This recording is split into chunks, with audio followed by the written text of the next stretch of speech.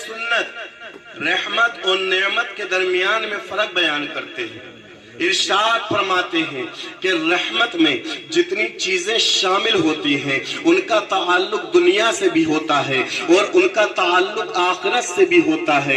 यानी रहमत आम है, रहमत शामिल है उन चीजों को भी जिनका ताल्लुक दुनिया से है और उन चीजों को भी जिनका ताल्लुक आखिरत से है। लेकिन नेमत जो हुआ करती है वो खास होती है दुनिया की चीजों के साथ, वो आखिरत की चीजों से उसका ताल्लुक नहीं होता।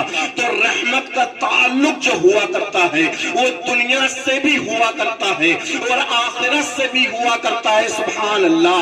वो नेमत का ताल्लुक जो होता है सिर्फ दुनिया से हुआ करता है, आखिरत से नहीं हुआ करता है।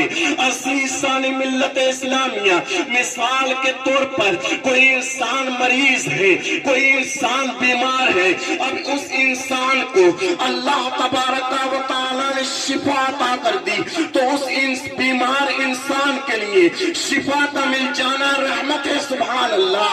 लेकिन उसके साथ में अल्लाह रब्बुल इज्जत उसके रिस्क में इजाफा कर दे, उसके रिस्क में ज्यादती हो जाए तो उसको रहमत भी मिल गई और उसको नेमत भी मिल गई। रहमत तो इसलिए मिल गई कि अल्लाह ने उसको शिफा अता कर दी और नेमत इसलिए मिल गई कि उसके कारोबार में ज्यादती हो गई, उसके रिस्क में ज्यादती हो गई। ऐसे ही कोई इंसान है जिसको अल्लाह गुमराह था, अल्लाह ने उसको हिदायत दे दी तो उसको हिदायत मिल गई, ये उस इंसान के लिए रहमत हो गई। सुभान अल्लाह। अब अल्लाह रब्बुल इज्जत उसको दौलत भी अता कर देता है, उसको सवारी भी अता कर देता है तो उसके लिए रहमत और नेमत दोनों बन गई। सुभान अल्लाह, सुभान अल्लाह। तो समझ में आ गया कि रहमत का ताल्लुक सिर्फ किससे होता है? रहमत का ताल्लुक दुनिया और आखिरत दोनों से होता है और नेमत का ताल्लुक जो होता है मुसलमानों सिर्फ दुनिया से होता है और आखिरत से नहीं हुआ करता।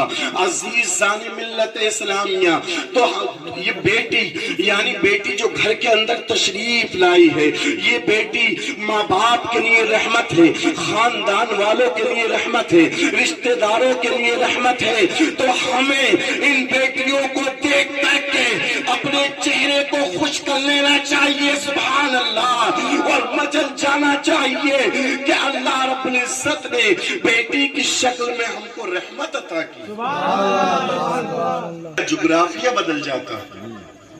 जब बेटियां उनकी यहाँ पर पैदा होती हैं तो चेहरे का जुग्राफिया बदल जाता है।